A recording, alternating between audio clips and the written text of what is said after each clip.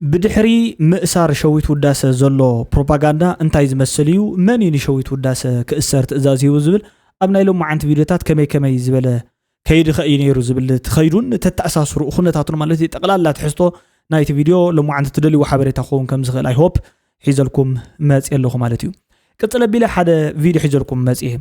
اي تقبرو أسرات عب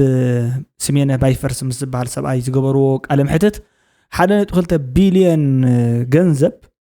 نبر قدام منستر ملس زيناوي إرتراوያን كب كليف قدنا نزبلي بخمي غير يهبوم نمنتا يهبوم نيرو ابتشع اوان تايك ايو كمزي عينتو انترفيو دحرس توسن اوان تنغرو ناسي حجدنا تغنزم بلسلنا خنبلو خنكسو غله زبلون بزح حسابات زارو لغداي سلازخونه اي غداي اول سعيد كنسغرينا صمدو لمقدي مصكمني ز عينتو قلد خوينس غن نو خمصكم يغن نعيد الفطر اب صمدو بزملكت حدش بروجرام حيزلكم قربي زبل زربا حيز موصيله تزربا خا نمنتايو بخمزي كمصخ إلو شعو حدش ناي صمدو حيلتات فطيرنا ويك امهيزنا زبلو ነገር كوم خاب زحلف صمدون ناي نبعل ጌታቸው ረዳ ምስ ማእከላይ መንግስት خبأسوم ዝኽእል ነገር መልእክቱ ተዋሂቡን ይገለ ዝብል ዘረባ ተዛሪው ምሽ ነይሩ ኣብና ኢሎም አንተ ጉዳይ በሰፊሑ ኮደ ኢሉ ሒዝዎ መጽሎ ማለት ከም በሐዲስ ሒዝና ያቀርብና ለናት ናይሎም አንተ ቪዲዮ ወል ክቡራትን ፍትዋትን ተከታተልቲ ሽደን ሪአክትስዋን ነዚ ቻናል እዚ ሓደስተ እንድሕር ዳኾንኩም ኣብቶም ዝድሰሱ ጉዳያት ርእይቶ ከለወኩም ከም ዝኽእል ተስፋለን ማለት እዩ ነባራት እንድሕር ዳኾንኩም ኖህ የማ ሽደን ዝሕለይ ክብል ርእይቶ ይውነለ زحيلكاني وعيبل زعينة ورئيته أي مالتيو بتعمي يغني اللي مالتيو ألماز ترونه 8 good job keep going شدن كتبل ألماز ترونه هباتنا الله مالتيو رئيته يغني اللي ألماز حفتي sure I will قد لي مالتيو نجشات اسفاي Q3 أو كيروس زبلو زلو حقو خوني خليو مخنياتو توم نفلت أبالات هنس أسوا قدم 20 قلن عمت أبدا هلاك دسيت دهلاك استمدبو زحانصو منوريا ايتراين تايد ام هانصوم كيكونو كالي غودنا غانا ايو غودناسي غانا ايو بعلو دا يقلنا زعبي سبعي امبر يقلعلنا زعبي سبعي امبر الى رؤيتو اغليص الله مالتيو مخنياتو ذا غداي زي ابو زرارابيت يا خوينا نيرا قالات تولد مدهن شدن ناي سب زارو زولو دهلاك بعلي زي نغركا إساياس نقطرن كواتر هيبوا كتصرح هيبوا نيرو لكع كم ناي لاس فيغاس مقامرن ناي زموتن زكايدلي تحاسبو كإلاتات كابكال أهجر زمصو ترى سرحتني أسرات إرتراويان بفلاي سجردو بستحزو يوم سرحتني تات نيرم نزل سرحتك كايرو زنبرت قال نجوس كتر بعلايا بسلسته مأذن ساتلايت عبي كاميرا أبعد كوينات كتاتلو نيرا حدك زيادة أكل التجزيب أكل مسيا نيرا بتوم شكالو زي حجوسات بمخانهم نحانتي كابتن كاميراتات أبحري دربيهم ما كندي عجر كوينو نحنا بزيدو موزينا نسرحيلهم كأ نتوم دك قطر نجيرمهم بزي سنبيلهم بزخونة مسي إساياس بحافشة تبعيسهم أقباريس أم كيدهم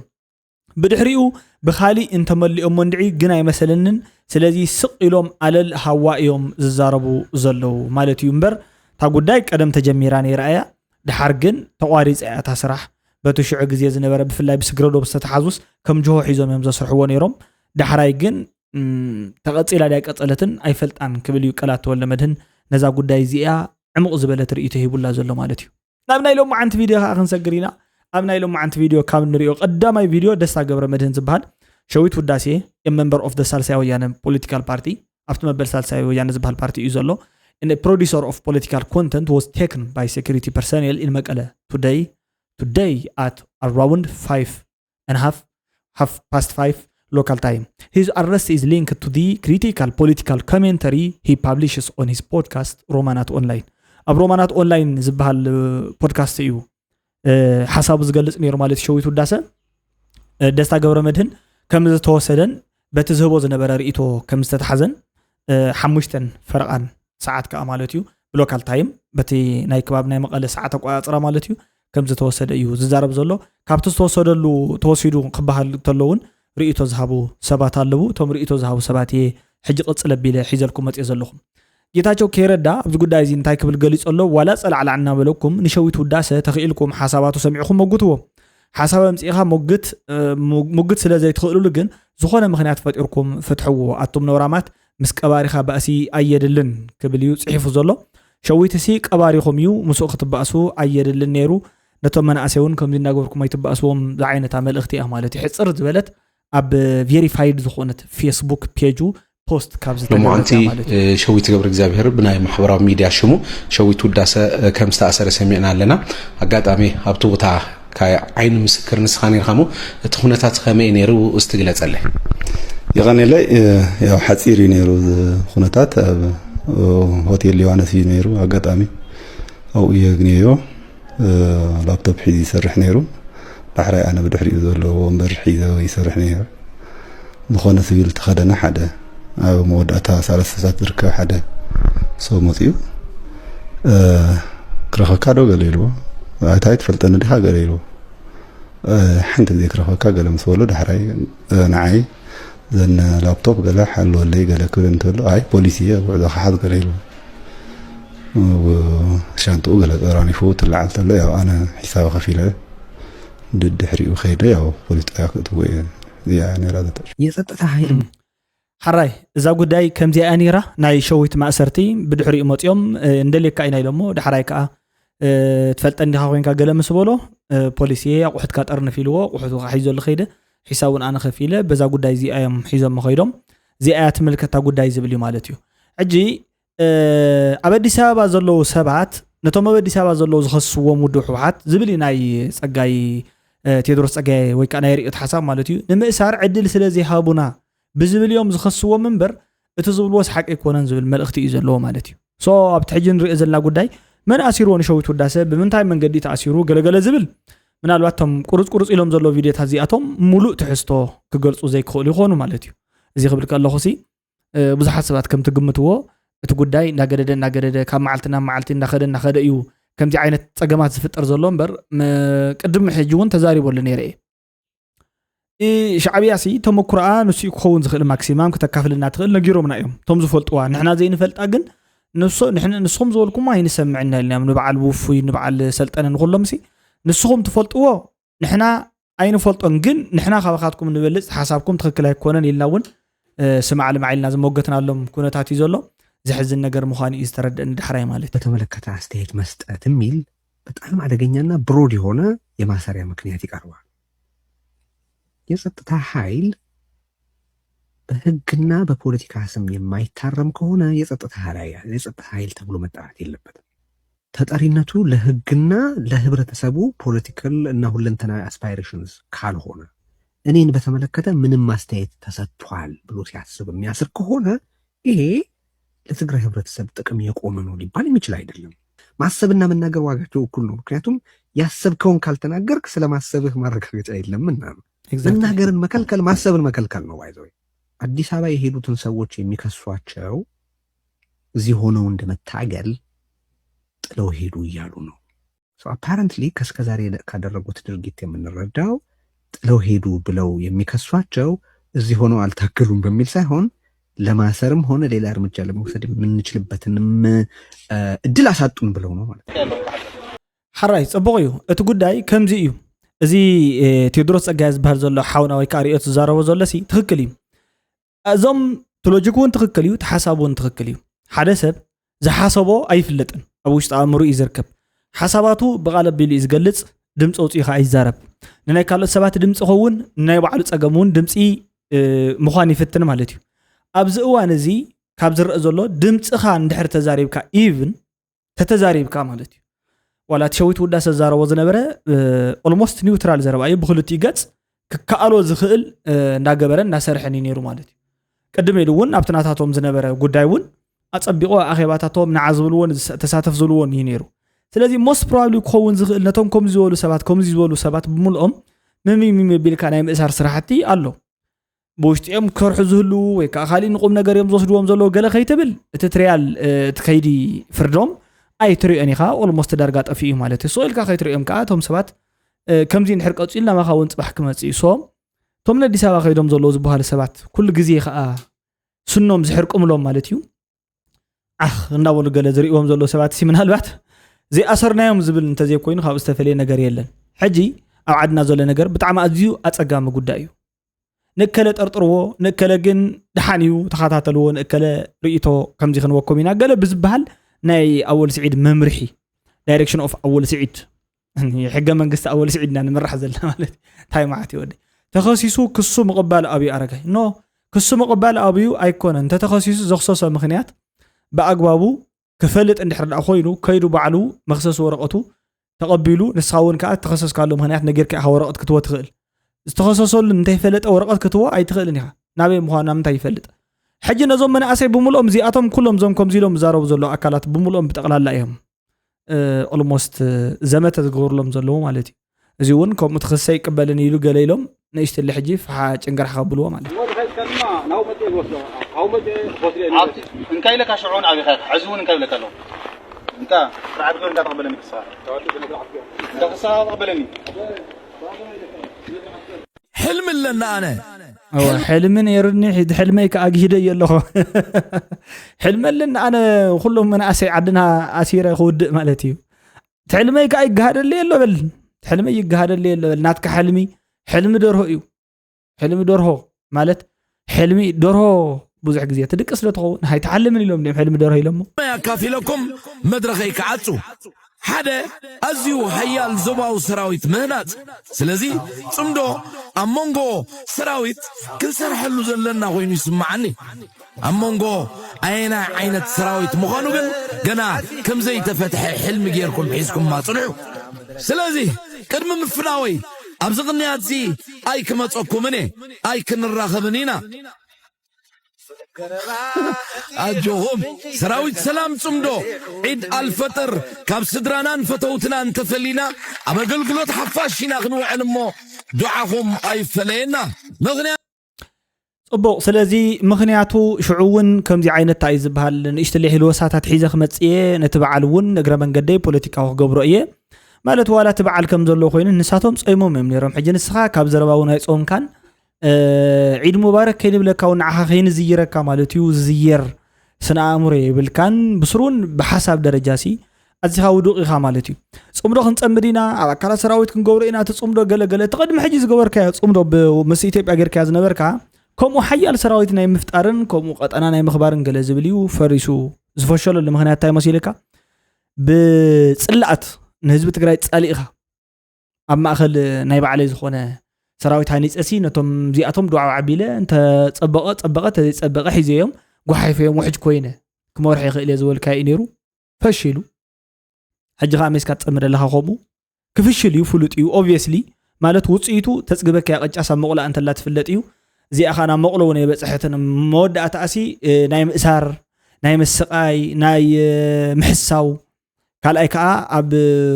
ሓይሊ ሰራዊት ዝኾነ እንታይ ዝበሃል ታሪክ ፈጢርና ኣብ መወዳእትኡ እቲ ታሪክ ዝፈጠርናዮ እውን ብፀገምን ብሽግርን ዛዚምና ነቲ ህዝቢ እውን ሽግር ወሊድና ኣሉ ኣብ መንጎ ክልቲኡ ህዝብታት ዝፍጠር ፀገም ከዓ ንውሕ ኣቢልና ክንስጉመሉ ኢና ዝብል ጉዳይ ካልእ ነገር ዋላ ሓንቲ ዝተፈለየ ክመፅኡ ኢልኩም ትፅበዩ ሰባት እንተለኹም ኣይረኣየንን ምክንያቱ እቶም ፍቅርታትን እቶም ሕውነታትን ኣብ ሓቃዊ ሕውነት ተመስሪቶም እንተዝኾኑ ኦፍኮርስ ክንኣምን ነርና ኢና ቶም ፀገማት እዚኣቶም ፀገም ባዕሉ ኣብ ፀገም ተተመስሪቱ ኣካል ናይ መፍትሕ ክኸውን ኣይክእልን ፀገም ኣብ መፍትሕ እንተተመስሪቱ እዩ ኣካል ናይቲ መፍትሕ ኮይኑ ከገልግል ዝኽእል በቲ ፀገም ዝፈጠርካሉ ፕሮብሌም ከዓ እንዳተመላለስካ ሪከረንት ዝኾነ ፀገም ክትፈጥር እምበር ተደጋጋማይ ዝኾነ መፍትሕ ክተምፅእ ይረኣይኒ እቲ መፍትሒ ኩሉ ግዜ ሓደ እዩ ንሱ ከዓ ሙሉእ ሰላም ኢለ ኩሉ ግዜ ይዛረብ ኩለንትናኦ ሰላም ኢለ ኩሉ ግዜ ይዛረብ ነዊሕ ሰላም ነቲ ቀርኒ ኣፍሪካ ዝኸውን ናይ ነዊሕ እማመ ሰላም ዝፈጠርካዮ ሓይሊ እንታይ ንምግባር እዩ ዝፈጥሮ ዘሎ እቲ ሓይሊ ንምክልኻል እንታይ ዝበሃል ኣካል ክመፅኦ ስለ ዝኾነ ንዕኡ ብማዕረ ንሱ ይፅመድ ኣሎ ካልኦት እውን ፀሚዶም ክመፅዎ እዮም ንምንታይ ይፅመድ ኣሎ ምክንያቱ ፀሚዶም ክመፅዎ ምእንታን ብሲንግል እንድሕር ኮንካስ ኩናት ወይ ከዓ ከምዚ ወራድ መርዓ ገይርዎ ማለት እዩ ዘይደምቀሉ ስለ ዝኾነ ኣወል ስዒድኩም እዛረብኩም ዘሎ ሕጂ እዞም ኣብኡ ዘለዉ ሕጂ ሜሳ ገይሮም ኣብኡ ዘለዉ ማለት እዩ ፓራለል ኣቐሚጦሞም ዘለዉ ሰባት እዮም ክፃመዱ እቶም ገለገሊኦም ከይዱ እዩ ሕጂ ንኣብነት ጀነራል ጉዕሰ ኢልኩም ትረኽብዎ ዳእሞ እቶም ገለገለ እቶም ዝኸዱ ብቐዳማይ ከለዎም ድሓቂ ካብዚ ተሳሒቶም ይመስለኒ ዶ ወይስ ካሊእ ዓይነት ፅምዲ እዮም ከርኢና ደልዮም መሊሶም እንደገና እስኪ ኢራን ዲያ ራሻ ገለ ተተወራ ምተቐለስ ኩላ ፃዕዳ ሓቂ ክዛረባና ተረዲኻኒ ንኣሜሪካ ይቃለሰላ ምክንያቱ ተንብረንላ ሕጊ ኣለዎ ኩሉ ምሻሎ ይነብረላ ስለ ዘለኹ ክከላኸለላ ግቡእ እዩ ኤርትራ ግን ክነብረላ ደይከኣልኩ ሃገርሲ ሕጂ ኣነ ኸይደ ክስዋእ ኣላ ባሕረይ ኣብይ ክወርድ ደልዩ ገለ ኢለ أتي ميدي حسوا أنا مالتي إذا كنت هايمو كنبرلا ليك ألكوس كموتلا جلس أتي ميدي حسوا كت نبحر الكاس أي موتلاني الكاوش يزود نخت نبرلا مورد كالار عند حرحق تدلو قال له لا نعو نخت قصر أخم زي اللي تسامينا نعو خت قبر بر متسوا مموت كادو ومتسواكا أها نقلسي وأنا مير حوية حق زرابة أي حسو كاني مش الله ودام لك اللي خاموش بسلا فلت اللي أنا مدبي بلين كم زوري دقق ألس قال مدبي بلين نتيم دوردو تعالى تنحيهم ترى جاي ندابلكم لزز مچم مجاملا امودات بزح ነገር ይናይና ነው ኣብቲ ዝኸይድ ነበረ ኸይዲ ምስ ሕወሓት ከመይ ኢኻ ነርካ ሕጂ ከምዚ ተስፋ ነርካ ዲ ሕወሓት ቀድዕና ንዛረብ ከምዚ ኣይመስለካ ሕወሓት እኮ ፍሮም ዘ ዴይ ዋን ኣነ ደጋፊ ሕወሓት ኣይነበርኩን ከም ፓርቲ እየ ዝብለካ ዘሎ እቲ ዝነበረ ናይ ትግራይ TDF ሕወሓት ኣይኮነን ባይዘወ ኣብነሲ ኣነ ነቲ ናይ ህዝቢ ትግራይ ዝያዳ ደገፈ ካብቲ ቃልሲ ህዝቢ ትግራይ ዝጀምረሉ ገለመለ እንደዚ ጅምር እናተይ ምድንጋፅ ናተይ ምስቲ ህዝቢ እጂ ሕወሓት ኣብቲ TDF ነይሩ ክኸውን ይኽእል ግን ኣብቲ TDF ግን ዋላ እቶም ተቃወምቲ ኣካላት ናይ ሕወሓት ኣንጻር ስለ ዝነበሩ ናይ ህላዊ ጉዳይ ስለ ዝኾነ ነቲ ቃልስና ንሕና ደጊፍና ነቲ ህዝቢና ንሕና ሰፖርት ጌርና ከምዚ ደገፍቲ ህግደፍ ትንገብሮ ኩሉ ምስ ህዝቢ ትግራይ እንታይ እዩ ዝብለካ ንሕወሓት ሓጊዞማ ንሕወሓት ከምዚ ገይሮምላ ገለመለ እዩ ዝብለካ ንሕወሓት ቅርሺ ሰዲድና ላይ ንፈልጥን ምስ ሕወሓት ዋላ ሓንቲ ርክብ የብልና ከም ውድብ ሕወሓት እዩ ዝብለካ ኣሎ ኣብዚ ዝኸደ ከይድታት ከዓ ብትሪ ንቃወሞ ካብቲ ምፍላይ ዝጅምረሉ እዋን ጀሚርካ ስለዚ እቲ ሕወሓት ዝብል ምስ ሕወሓት ዋላ ሓንቲ ርክባ ናይ ነበረን ኣገዳድላ ነገር ርክበ ምስ ህዝቢ ስለዚ ፈለጥናኩም ግን እንታይ ሓፍከ ዘብለኩም ዘሎ ይመስለካ ናይ ንባዕል ስልጠነ ትክክለኛ ዘረባ እዩ ማለት እዩ ደስ ባህል ወጊዑ ነይሩ ንሕና ርክብ ነርና ኣይ ምስ ህዝቢና ነዚ ህዝቢ ከዓ ንዳናገፀሉ ነርና ኣብ ፀገም ስለ ዝኣተወ ንሱ ምግባርና ከዓ ደለይቲ ፍትሒ ዘብለና ዝብል ዘረባ ኮይ ማለት ደለይቲ ፍትሒ ዘበሎም እውን ንሱ እዩ እቶም ደለይቲ ፍትሒ መብዛሕትኦም ምሲ ደለይቲ ፍትሒ ዘበሎምስ እቲ ፍትሒ ዝግብኦ ነገርስ በቃ ፍትሒ ክረክብ ኣለዎ ኢሎም ስለ ዝተደናገፁ እምበር ንዝገብረለይ ገብረሉ እንድሕር ኮይኑ ወይ ብውዳበ ምትሕግጋዝ ገለ ተኮይኑ ፅምዶ እዩ ንሱ ናይ ደለይቲ ፍትሒ ስራሕ ኣይኮነን ፅምዶ ምስ ናይ ደለይቲ ፍትሒ ሓገዝ ኣብ ልዕሊ ህዝቢ ትግራይ ዘለዎ ፈላላይ እንታይ መሲልኩም ፅምዶ ነቲ ህዝቢ ዘይኮነ ዝሕግዝ ዘሎ ነቲ ፓርቲ ተሓጋጊዙ እዩ ዝመፀ ዝተፈጠረ እዩ ማለት እዩ ደለይቲ ፍትሒስ ብርጌን ሓመዱ ንፅምዶ ዝበልፅዎ ነቶም ኣካላት ፅምዶ ፀቢቆም ዝበልፅዎም በዚኦም ብህዝቢ ህዝባዊ ርክብ ገለ ተባሂሉ ኖ ህዝባዊ ርክብ የብሉን ምክንያቱ ኣብ ህዝቢ ፀገም ክፈትሕ ይከኣለን ናይ ዝኾነት ሓንቲ መኪና ንባዕሉ ወዲ ዓኸር ዋላ ትኹን ዋላ ስርናይ ትኹን ክኣቶ ይተረኣየትን ናይ ብርጌድ ሓመዱ ግን ተራእዩ ኣብ ህዝቢ ማለት እዩ ተዛእተዎ ሶንሳቶም ብህዝቢ ኣቢሎም የመፅኦም እቲ ከዓ ብምንታይ ይመፅዩ ካብያ ጉይ መዓል ክሳድ መሓዝ ብዝብል እዩ ሕሶ ኣቢልካ ነቲ ህዝቢ ሒዝናዮ እኮ ኢና ከምዚ ኢልና ህዝቢ ንህዝቢ ርክብ ወዘተ ብዝብል ጌርካስ ብልዓል ጌርና ክንጅምሮ ኢና ዝብል ሓሶት እውን ነይርዎ እዚአን እየን ተነፈላለየን ማለት እዩ ሕፅረ ኣቢልካ ገልፀን ከለኹ ነገር ማይ ብደንብ ጌርካ ስለትሰምዕ ዘለካ ኣብዚ ከዓ ሕዚ ቅድሚ ትማሊ ወፂኻ ቀዲምካ እምበር መራሕቲ ናይ ሰራዊት ትግራይ ኣትዮም ኣብ ገዛ ናተይ ግልፂ ዝነገሩና ክነግረካ ኣብቲ ረከርድ እውን ስለ ዘሎ ከውፅኦ እየ ክሪኢኻ እንታይ ኢሎም ናይ መስለካ ኣብዚ ዝብለካ ኣለኹ ቲክታክ ኣብ ኩናት ትግራይ ኩናት እናተኻየደ እናሃለወ ብድንጋፄ ጌታቸው ረዳ ኣብ ስሩዕ ፃሕፂሑ ስሩዕ ይቀይሩ እዩ ኣብ ኩናት ግዜ ኣዩ ማለት ፖለቲካሊ ጎበዝ እዩ ተዛራቢ እዩ ጌታቸው ግን ፈራሕ እዩ ከም ሰልጠነ እውን ሃዲሙ ተረዲኩም ሕዝስ ጥይት ተኩስ ሰሚዕካ ኣብ ስራይካ እትፅሕፅሕ ጌታቸው ሰልጠነ ግርማይስ እንታይ ይደግም ኢልኩም ሕሰቡ ኣነ ሓቀይ ባይዘ የትግራይ ክልል ፕሬዚዳንት ሆነው ስለዚ ሓቀይ እዚኣ በቃ ሲል ዓባይ ዘረባያ ማለት ፃሕፅሑ ገለ ኢሎም በቃ ፃሕፅሕዮም ፃልና ትፅሕፅሓ በቃ ሲልና ምን ካልእ ነገር የነል ፃሕፃሕ ማለት እንታይ ማለት ኢሉ ፃሕፃሕማ ፃሕፃሕ ነው እንጂ ሌላ ምን ነገር ኣሎ እሺ ጉዳይ 1.2 ቢልዮን መለስ ንሻዕብያ ሂቡ ዝበሃል ዘረባ እስክንስማዕ እዩ 1.2 ቢልዮን እንደ መሪነቱ ሊያስጠይቁት የሚገቡ ብዙ ጉዳዮች አይኖሩም ከም መራሒ ከም መንበርካ ኣብ ክልል ትግራይ ሲ በትሽዑ ዋን ዝተገብረ ዘጠይቀካ ወይ ከዓ ዝሕተካ ጉዳይ ያለ ኢልካ ዶ ትሓስብ ሉን እየመሩ ኃላፊነትን ወልደ መለስ ማሸት ዋና ቀንቃኙ እሱ ነው መሆኑ መለስ ነው ለማለት አስቀምጫለሁ ከዛም በኋላ ዋና ቀንቃኝ ብቻም ሳይሆን ከሌሎቻችንም ሩቆ ሄዶ የፈጸማቸው ነገሮች አሉ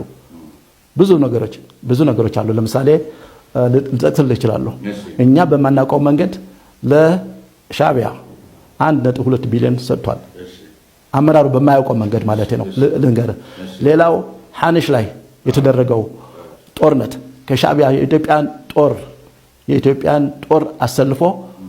ተዋግቷል ያለ ስራ አስፈጻሚው ውሳኔ ንሕና ብዘይ ፈለጥና ዮ 1.2 ቢልዮን ሂብዎም እዩ ካልኣይ ከዓ ሓኒሽ ኣብ ዝበሃል ከባቢ ከዓ ማለት እዩ ባዕሉ መሪሕ ሰራዊት ገይሩ ባዕሉ ተዋጊ እዩ ኣዋጊ እዩ ስለዚህ በአጠቃላይ ይሄ ሉዓላውነት ኤርትራ ነጻ ስትወጣ የነበረው ጉዳይ ሉዓላውነት ኤርትራ ኣብ ዝጋሃደሉ ዝነበረ እዋን ተጠየቅቱ ኩላህና ኢና ተጠያቂው ሁሉም አመራሩ ነው ሁሉ ተመራር ኃይል ስራ አስፈጻሚ እኔም ጭምር ማለት ነው ተጠያቂዎች ነን ግን ደግሞ ዝም ብለህ በደፈና ይሄ ተጠያቂ ሳይሆን የእያንዳንዳችን ደግሞ የምናደርገው ነገር ተጠያቂ እንሆናለን ና ውልቀተ መጽና ግን ሕድሕድና ንሕተቲና በምናደርገው ነገር ናይ ባሕሪ ጉዳይ ግን ኤርትራውያን ናይ ምክልኻል መሰል ኣለዎም ዶ ብዛዕባ ባሕሮም ክሕተቱ ከሎ ወይ ክዝረብ ከሎ ናይ ምምላስ መሰል ኣለዎም ዶ ኣለዎም ኦፍ ኮርስ ናቶም እንዲሁ ንብረቶም እንዲሁ እዚ ንንበዓል ሕወሓት ትማሊ ፈሪና ኢና ሂብናዮ ከምዚ ጌርና ንሕና ኢና ሃገር ጌርና እዮም ዝብል ፕሮፓጋንዳ ሓሰት ኣሸሓት ኤርትራውያን ጻዕዳን ቀይሕን ደም ከፊሎም ዝረኸቡ ዓዲ እዩ ረዲኩም እዚ ሕጂ ከምዚ እንተኣሽማ ይንሓስቦን ኢና ምክንያቱ እዚ ሸፈጥ ወይ ከዓ ዘይኮነ ነገር ክንገብር ኣይንደልና ኣነ ናይ ባዕለይ ናይ ህብኔ ናይ ማትናው ናይ ማትናዩ ኣንሕና ምስ ኤርትራውያን ኣሕዋት ስለዝኾንና ግን ትማሊ ንስሉ ዝኸፈልዎ ዋጋ ብዜሮ ራብሕኻስ ኖ በቃ ክንምንጥለኩም ኢና ንሕና ሓይሊ ስለዘለና ፓወር ስለዘለና ስለዝበዛሕና ከምኡ ኣይኮነን እዩ ንዓና እውን ትማሊ ብበዝሖምን ብሓይሎምን ኣሚኖም ኣብ ልዕልና ዝገበርዎ ነገር ይሕመኒ ኢና ከም ሕብረተሰብ ኤርትራውያን ከዓ ከምኡ ክበሃል ከለዉ ኣነ ኣይቅበሉን ክትቕበሉ ትፈልኹም ትገብርዎ ሰባት ተደሊኹም ኺዱ ዋላ ኢትዮጵያውን ኩኑ ኣነ ብናተይ ስነ ሓሳብ ግን ምስ ናይ ኤርትራ ዘሎ ሽግርን መከራን በዲሞክራሲ አወንበር መጽና ክንፈትህ ሌሎች በበሉ حيال زربا اوسيዳ ማለት ይጓራይ حيال ሰቤትያ በጣም ጠንካራን ፍሊዝ በለትን ጓለን ስቴት አባይዞይ ሐሳባት አብዛና ኢሎም ማዓን ዝነበረ ሐሳብ ከዓ በጣም ብርቱዕን ቦልድን ከይደ ዝበለ ይኺድ ንሕና ግን ኮሙ ሕቶ ተሓቲቶም ኣለው ባዕሎም ክምሉስ እዮም ኤርትራውያን ክምሉስ እዮም ተቃሊሶም ዘምጽኡ እዩ ተቃሊስና ኣምጺና ኢሎም ተማጉቶም ኣብ ቅድሚ ዓለም ረቲዖም እንድሕር ዳቦ ቆጽሎም መጽቡቅ ኖ ክትከዲ خيدي أنا كم زي زبالة نايم مصع والفلني وزبل سبت اللي يقول خيدي خليو أبزق قد دايزين من تعينا خو نقول زلنا أبوش تيتيب أخوينكا بزعبا نوعلها يتيب أخوينكا تقلل لا مولو عسرت نقلملن كل اللاتنا يتيبيا زي دلي أنا جر كتزارب عزيز خبدن عزيز خاء مالتيو بفلاون نعنا خم تجارسي أبتارجت وش تزقتونا نبص لا زقتوناني تزحزن النجار كنت قد دايزي تجارس بيتيبيا أنت راح زي كونه تسألاتهم سئلناسي إرترايان ون تقدايزي من عينة recognition تهابو تجارهم زي أمكو جيروم نامبر نعنا جيروم نامبر جيروم الناس بهالوقع هاي نمرهم ويلا يجبرنا لهم منك عند حكم أخوينه أي جبرنا لهم تقاليسني أنا وسيدنا لهم مش أمن له كسلزي مرتو عند حر لهم ثم مرتو عم قريبهم يجبأ عند حر كوينه تجبأ مخنيات قريبة تبقى أنك توسد ويكا بسلامة من قد تلازي بخ تركب تخيليها مالتي تخيليها أبزق قد دايز حجي نحنا وسنتك كونان مغنياته نحنا 150 مليون كنكو سلا دخلنا أو 300 مليون سلا دخلنا خيدنا احنا مسينا زبل حلمي يبلين أنا نمنتها حلمهم زي يبلي 150 مليون كوينا ولا حنت نقدر يبصحنا قداي كيدنا احنا مس مالت نحنا خم أفريقيا لحيالا كم أمريكا على سوبر باور دل عدت هاتينا مالتي ترجمه بسوبر باور تزخنون مودعته خيدن ولا تقاط أيت أنسي تاينك جبرا كتعرق أمخانا لفلتي تزد خمة دخيمو تزموته مويته نحنا أبدها منا نركب تحيزنا أنا خن كاتع ويلهم توم مفتي تقرأ كوينهم دفع هنكون اللعينا إرترا زبلو زلوا إمبر ويلهم نساتهم دفع هنكون اللعينا هيمان شل دخوينا خنا قلقلو مينا نساتهم تومت ينبضي خن ما وتلو مينا وزته بلك نحنا نذيهم دفعين خون نعم دفعين خون نحنا نايمان ندفع هنكون عند الدفع أنت مخان تأوينا دما سون بحيل ندحر كيدهم نعنا تحيسومنا رجاجز أمنا ندحر كيدهم إذا كنت نحكم بالي تزلنا من مارس أمبرحي دخيمنا أين أتبل يبلنا نسوي موتنا له نتأملنا خاتبل كان حجزينا بزيد حجزينا كن واقعنا خاتبل كلاش يقبري خلتي مالتي كل زربة تزارب أخا أنسى لبام نايل لبام رئيته هيبالله مالتي የሚያገሳ የብልጽግና ካድሬ ተናገረ ብለን አንደነብርም ኢትዮጵያ